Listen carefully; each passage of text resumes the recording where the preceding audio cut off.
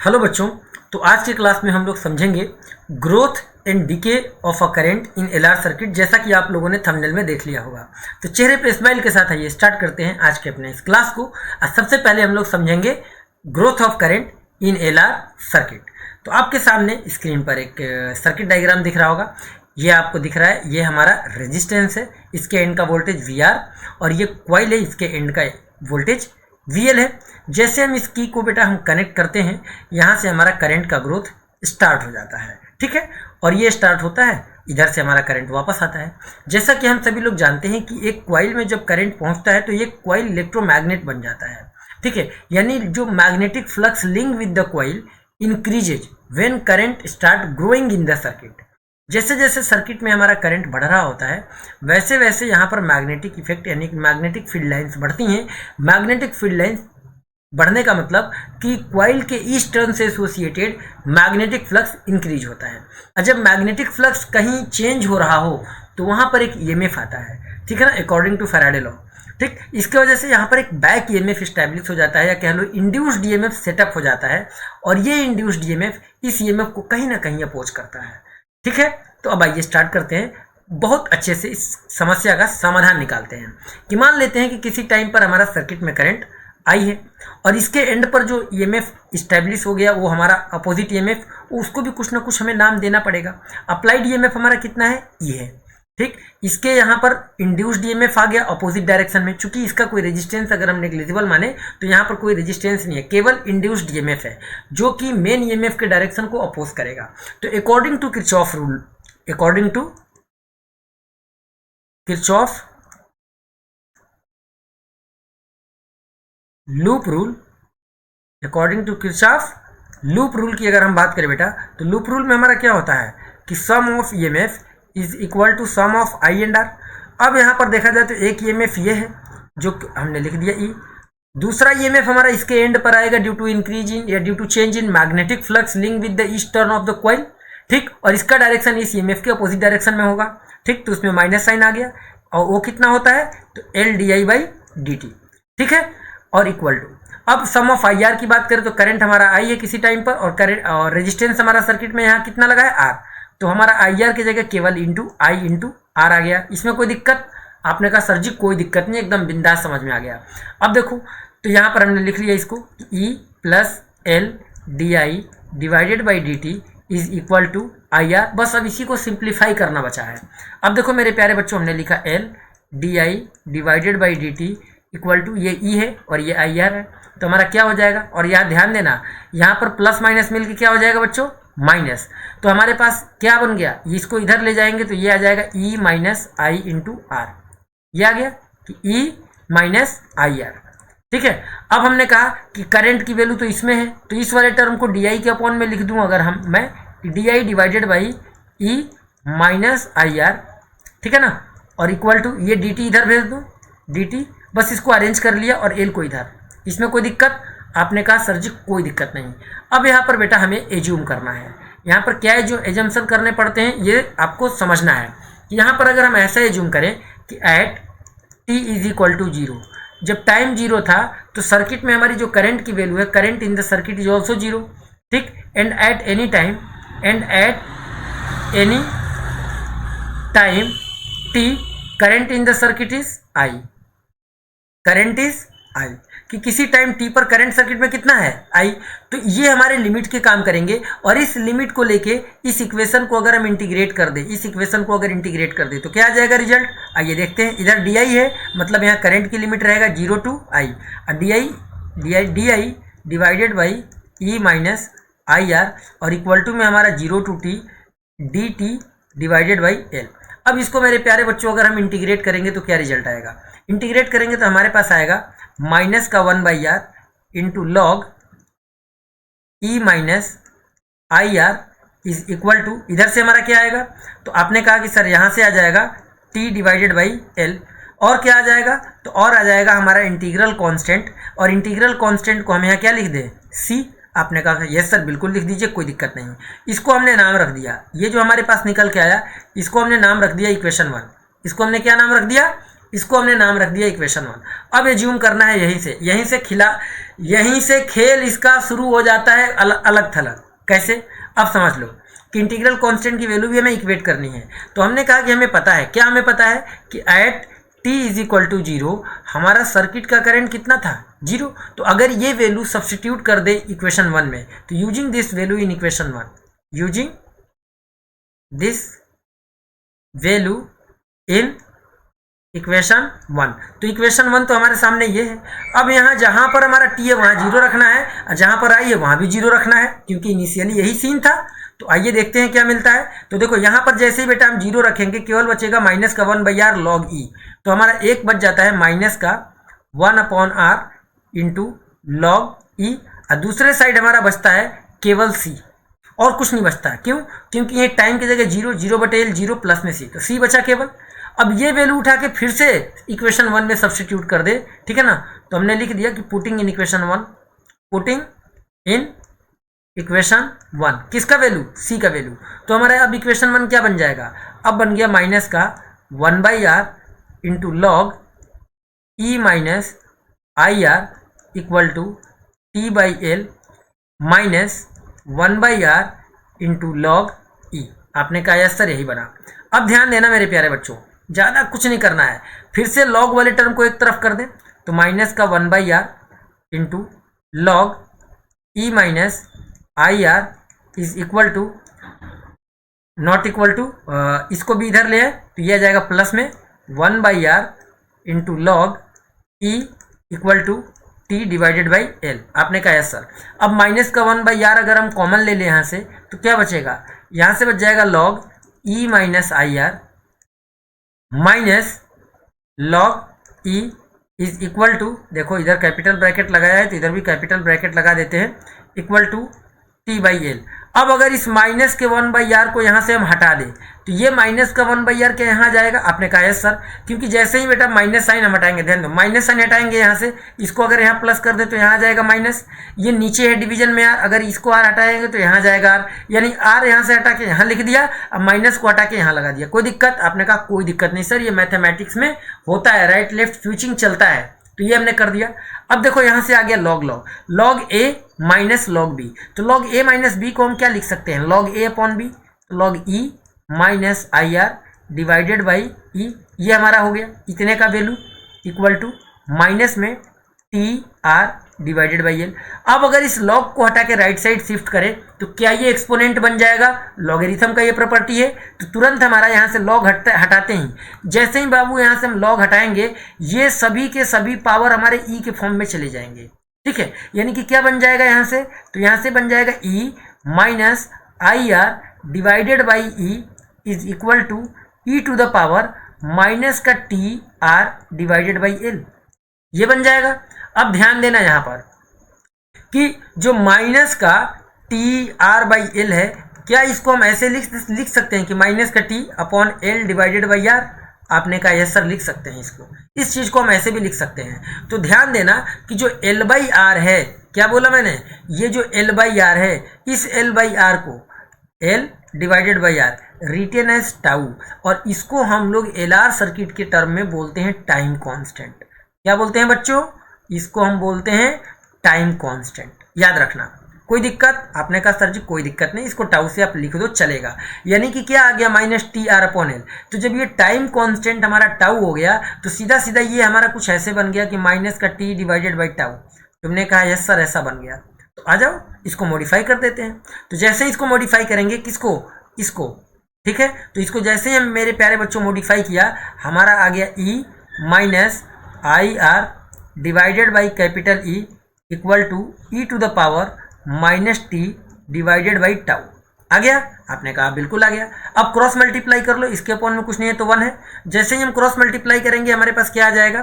तो तुमने कहा सर जैसे ही क्रॉस मल्टीप्लाई करेंगे आ जाएगा E minus IR is equal to capital E into E to the power minus T divided by tau, ठीक है। अब ई वाले टर्म को एक तरफ कर लो, तो E ध्यान देना, इसको भी इधर लेने जा रहा हूँ अब, तो minus E to the power minus T divided by tau is equal to plus में आ गया I इंटू आर। अब अगर इधर भी हम, अब ध्यान देना ई दोनों तरफ कॉमन है, अगर ई को बेटा हम कॉमन ले लें तो बच गया 1 minus E to the power minus T divided by tau, ठीक है, equal to I into R. अब आर से अगर इधर डिवाइड कर दें, इधर क्या बच जाएगा, केवल आई, ठीक है ना। तो हमने देखो इस आई को यहाँ पर लिख दिया और यहाँ पर लिख दिया E divided by R into 1 minus E to the power minus small T divided by capital tau. आपने कहा यस सर, इतना हो गया, इसमें कोई दिक्कत नहीं है। अब देखो ई अपॉन आर, तो जो maximum EMF divided by resistance is equal to I naught, is equal to I naught, this is called maximum current. तो I इज इक्वल टू हमारे पास क्या आ गया, I not into 1 minus E to the power minus T upon, ठीक है। तो ये हमारा मेरे प्यारे बच्चों बनता है फाइनल इक्वेशन। क्या बनता है, फाइनल इक्वेशन। और इस पता नहीं कीड़े उड़े कहां से उड़ रहे हैं यार। यहां से देखो अगर ई की बात करें तो ई बराबर minus T upon tau exponent के फॉर्म में है, यानी maximum current in minus E to the power minus T upon epsilon not, ऐसा कुछ सीन देखने को मिल रहा है। ई क्या है, ई को हम लोग एक्सपोनेंट बोलते हैं। इस इक्वेशन में जो ई यूज हुआ है ये किसके लिए यूज हुआ था, लॉग को रिमूव करने के बाद, तो इसको हम लोग बोलते हैं एक्सपोनेंट, ठीक है ना, एक्सपोनेंट बोलते हैं। इसका मतलब कि इस करंट का ग्रोथ कैसे होगा, ई के टर्म में होगा, यानी एक्सपोनेंशियल ग्रोथ होगा। कैसा होगा, यानी current grow in the circuit exponentially.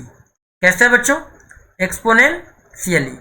अब एक्सपोनेंशियली ग्रोथ कैसा होता है, एक्सपोनेंशियल ग्रोथ कैसा होता है, तो आओ हम ग्राफ से समझाते हैं। देखो बेटा ये ग्रोथ का है, यहाँ पे जब हमारा टाइम जीरो था तो करंट जीरो था। जैसे ही हम टाइम कांस्टेंट की वैल्यू टी के बराबर ले लेते हैं, कितना, टी के बराबर ही ले लेते हैं। तो जैसे टी की बराबर लेते हैं तो हमारा जो करंट है वो सीधा यहाँ से बढ़ते बढ़ते सीधा अपने मैक्सिमम करंट के, कितना, मैक्सिमम करंट के 63% हो जाता है। कितना परसेंट हो जाता है बच्चों, 63%। यानी सीधा ये बढ़ते बढ़ते बढ़ते बढ़ते बढ़ते बढ़ते यहाँ पे मैक्सिमम करंट ये है, इसके सीधे 63% हो जाता है। कितना, 63% हो जाता है करंट बढ़ के। जैसे ही हम कहते हैं कि चलो ये तो 1T है, 2T के बराबर ले लेते हैं, यानी ठीक है ना। जब हम 2T लेते हैं तो फिर से हम देखते हैं कि करंट हमारा अगेन थोड़ा सा ग्रो करता है, करंट हमारा अगेन एक्सपोनेंशियली ग्रोथ करता है। और 5T तक आते आते, यानी जैसे जब हम टाइम की वैल्यू को, किसकी वैल्यू को, टाइम कांस्टेंट की वैल्यू को 5T के बराबर रखते हैं, तो 5T के बराबर रखते रखते हमको मिल जाता है कि ये करंट सीधा एकदम मैक्सिमम हो गया है और अब ये पहुंच गया है अपने स्टेडी स्टेट में, यानी कि अब इससे ज़्यादा मैक्सिमम करंट नहीं हो सकता। तो दिस इज द, ये जो आपको इक्वेशन दिख रहा है ये इक्वेशन है करंट ग्रोथ का, यानी ग्रोथ इन करंट या growth of current in LR circuit. ये तो ग्रोथ की बात हो गई, ग्रोथ हमारा एक्सपोनेंशियल हो रहा है। क्या डीके भी एक्सपोनेंशियल होगा, आओ इस पे भी चर्चा कर लेते हैं। अब हम बात करते हैं डीके ऑफ करंट की, ठीक है बच्चों। तो डीके ऑफ करंट में हमारा क्या होता है ये आपको समझना है। अब जैसा कि आपने इसमें समझा ग्रोथ ऑफ करंट में कि अगर हम ये की को ऑन करते हैं तो की को ऑन करने से हमारा करंट ग्रो होता है, ठीक। और इसके रिस्पेक्ट में हमको इक्वेशन क्या मिला कि I is equal to I not into 1 minus E to the power minus T upon tau. Tau को हम क्या बोलते हैं, टाइम कांस्टेंट बोलते हैं। और ये टाउ किसके बराबर होता है बच्चों, तो ये होता है L बाई आर के बराबर, है ना। टाइम कांस्टेंट किसके इक्वल होता है, L बाई आर के बराबर होता है, ठीक। तो ये हमारा फाइनल इक्वेशन है। लेकिन ऐसे ही अगर हम इस कनेक्शन को हटा देंगे तो क्या होगा कि जितना यहाँ पर ईएमएफ यानी कि इससे लिंक्ड जो फ्लक्स लिंकेज है वो रिड्यूस होने लगेगा, यानी कि जो ये इसके अंदर जो मैग्नेटिक फील्ड है वो अब क्या होगा, रिड्यूस होगा, ठीक है। तो इसके एंड पर कितना ईएमएफ होता है, तो अगर किरचॉफ लूप रूल यहाँ भी हम यूज कर ले, क्या यूज कर ले बाबू, यूजिंग किरचॉफ लूप रूल, समझना है आपको, यूजिंग किरचॉफ लूप रूल, ठीक है। तो किरचॉफ लूप रूल के अकॉर्डिंग क्या होता है कि sum of EMF is equal to the sum of I into R, ठीक है। अब सम ऑफ ईएमएफ की बात करें तो ईएमएफ तो ये तो यूज में होगा नहीं, ये ईएमएफ तो खत्म हो गया क्योंकि हमारा की कनेक्टेड नहीं है, की को हटा दिया। तो जो हमारा पर यहाँ पर ईएमएफ था इंड्यूस्ड ईएमएफ, वही इंड्यूस्ड ईएमएफ हमारा केवल काम करेगा इसके एंड वाला। ये सब लो, आपने कहा सर कि जो हमारे कॉइल के एंड पर हमारा ईएमएफ आया था वही था। तो ये ईएमएफ कितना होता है, minus L D I divided by D T. ठीक है, अब वोल्टेज आई यार, तो भाई हम मान लेते हैं कि वोल्टेज हमारा आई इंटू आर। इसमें कोई दिक्कत? आपने कहा कोई दिक्कत नहीं सर। अब आइए इसको अरेंज करते हैं। तो जब हम इसको अरेंज करेंगे तो हमने कहा डी आई हो गया डिवाइडेड बाई, ये थोड़ा डी अजीब सा बन गया है, इसको हम लिख देते हैं D I divided by I. और इधर हमारे पास क्या है, तो इधर जो भी है इसको हम माइनस आर, और ये एल था एल, और ये डी टी है, इसको हमने लिख दिया डी टी। आपको कोई दिक्कत यहाँ तक समझने में? आपने कहा बिल्कुल नहीं सर, ये तो केवल मैथमेटिकल अरेंजमेंट था, हम लोगों ने अरेंज कर लिया। अब यहाँ पर आपको एज्यूम करना पड़ेगा कुछ कंडीशन कि जब when t is equal to 0, D की मैं बात कर रहा हूँ, तो जब करंट एक बार ग्रो करके मैक्सिमम हो गया है तो उस टाइम पे अगर हम टाइम को 0 माने तो करंट हमारे सर्किट में कितना है? मैक्सिमम है। आपने कहा है सर, ठीक। अब किसी any other later time t पर बात करें तो इस टाइम के रिस्पेक्ट में मान लिया कि करंट की वैल्यू हमारी कितनी है? i। तो 0 टू t और i नॉट टू i के लिए अगर इस इक्वेशन को हम इंटीग्रेट करते हैं तो हमको क्या रिजल्ट मिलता है, आइए उसको चेकआउट करते हैं। ठीक, तो अब हमने लिमिट लगा दी, कहाँ से कहाँ तक भाई? तो पहले हमारा करंट i नॉट था, अब करंट कितना है? i है, और इधर क्या वैल्यू है? तो di upon i, di divided by i, ठीक, इक्वल टू माइनस का r अपॉन l। ठीक, ये तो कांस्टेंट है। अब dt है, यहाँ पर टाइम, यहाँ पर लिमिट क्या है? 0 टू t, तो हमारा लिमिट आ गया 0 टू t और ये आ गया dt। अब जब इसको हम सिंप्लीफाई करेंगे तो क्या निकल के आएगा बच्चों? ये आ गया log i। लिमिट हमारी कितनी है? तो आपने कहा सर i है ऊपर और नीचे i नॉट, और यहाँ है माइनस का r बाई एल, और dt को इंटीग्रेट करेंगे तो t, और यहाँ लिमिट है t और 0। इसमें किसी भी बालक को किसी भी तरह की कोई समस्या? आपने कहा बिल्कुल नहीं सर, मजा आ गया इतना देख के। अब चलिए आगे चलते हैं। जब लिमिट अप्लाई करेंगे तो हमें रिजल्ट क्या मिलेगा? आपने कहा कि सर लिमिट अप्लाई करने पर मिलेगा log i minus log i naught बराबर minus r by L into T. ठीक है ना। अब देखो log a minus log b, इसको हम कैसे लिख सकते हैं? आपने कहा log a अपॉन b लिख सकते हैं, तो हमने इसको लिख दिया log i divided by i not is equal to minus r t divided by l। इसमें कोई दिक्कत? आपने कहा कोई दिक्कत नहीं। log अगर यहाँ से हटाएंगे तो ये log इस तरफ आके एक्सपोनेंट में बदल जाएगा, यानी कि यहाँ बचा हमारे पास i divided by i not यानी कि मैक्सिमम करंट, और ये log इधर बदल गया e minus r t divided by L. Once again वही हम नोटिफिकेशन फिर यूज करेंगे कि जैसा कि आपने देखा कि यहाँ पर हमारे पास क्या है, ध्यान देना, यहाँ पर हमारे पास जो माइनस का R T divided by L है, इसको हम चाहे तो ऐसे लिख सकते हैं कि माइनस का T divided by L by R, L by R. ठीक है ना, कोई दिक्कत? आपने कहा कोई दिक्कत नहीं। और इसी को हम टाउ बोलते हैं, यानी कि टाइम कांस्टेंट, यानी कि माइनस का टी अपॉन टाउ। यानी इतने के जगह पे सिंपली हम क्या लिख सकते हैं? माइनस का टी अपॉन टाउ। ये काम हम लोगों ने पहले भी किया है, तो सीधा वहीं आ जाते हैं हम कि अब हमारे पास क्या मिल जाएगा। So I upon I naught is equal to E to the power minus T divided by tau. अब आई की वैल्यू क्या आ गया? तो आ गया I naught E to the power minus T divided by tau. Tau मतलब time constant. तो ये हमारा इक्वेशन किसका मिला? डीके ऑफ करंट का मिला। ठीक है, तो जब हम सर्किट में करंट को यानी कि स्विचेज ऑफ कर देते हैं तब हमारा जो करंट डीके करता है, ये करंट भी हमारा यहाँ पर ई का टर्म आ रहा है, और ई हमारा रिप्रेजेंट कर रहा है एक्सपोनेंशियल को, ठीक है ना, या एक्सपोनेंट को। तो इसका मतलब कि ये जो करंट है हमारी, ये करंट कैसे डिक्रीज कर रही है बच्चों? एक्सपोनेंशियली डिक्रीज कर रही है, एक्सपोनेंशियली डिक्रीज कर रही है। और एक्सपोनेंशियल डिक्रीज के अगर डिक्रीजिंग वाला ग्राफ हम प्लॉट करें तो डिक्रीजिंग वाला ग्राफ हमारा कि पहले किसी टाइम तक को मैक्सिमम करंट था, और जैसे जैसे हमारा एक्सपोनेंशियल डिक्रीज का ग्राफ बनाएंगे तो कुछ इस जिस तरीके से जिस पैटर्न में वो इंक्रीज हो रहा था उसी पैटर्न में वो हमको डिक्रीज होता हुआ दिखेगा। ठीक है, यानी कि उतने ही टी बराबर एल बाई आर टाइम में, एल बाई आर टाइम में हमारा करंट मैक्सिमम से कितना डिक्रीज कर जाएगा बाबू? तो मैक्सिमम से डिक्रीज होते होते होते होते होते सीधा इतना, यानी कि सीधा 37% ऑफ मैक्सिमम वैल्यू। कितना? सीधा 37% ऑफ आई मैक्स, यानी आई नॉट का वैल्यू हमारा क्या कर जाएगा? रिड्यूस कर जाएगा।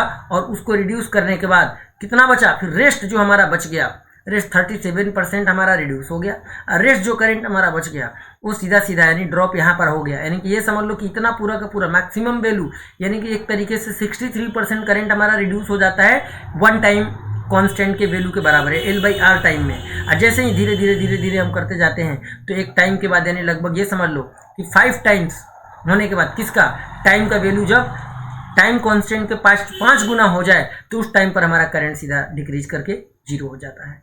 ठीक है, डिक्रीज करते करते करते करते देखो 2t पे 2 टाउ, जब टाइम की वैल्यू हमारी कितनी हो गई 2 टाउ, तब हमारा कितना हो गया इतना। ठीक है, धीरे धीरे और बढ़ते बढ़ते 3 टाउ पर यहाँ, 4 टाउ पर यहाँ, 5 टाउ पर आते आते 0। ठीक है, तो जिस रेट से वो, जिस तरीके से वो एक्सपोनेंशियली ग्रोथ करता है उसी तरीके से कहीं ना कहीं उसी पैटर्न से हमारा डिक्रीज होते होते 0 भी हो जाता है। ठीक है, तो आई होप कि आप लोगों को ये वीडियो बहुत अच्छे से समझ में आया होगा, और अगर आया है तो इस वीडियो पे प्यार दिखाएं। फिर मिलते हैं ऐसे ही किसी और टॉपिक के साथ, तब तक के लिए आप सब अपने अंसारी सर के चैनल को सपोर्ट कीजिए। ठीक है, और अपने दोस्तों में शेयर कीजिए, और इस वीडियो को लाइक करना ना भूलें। अगर मन में कोई सवाल है तो कमेंट जरूर कीजिए, हम आपके कमेंट के मतलब जो भी आप कमेंट करते हैं हम पर्सनली उसको पढ़ते हैं और उसका जवाब भी देते हैं। ठीक है बच्चों, तो आज के लिए इतना ही। Thank you so much and जय हिंद।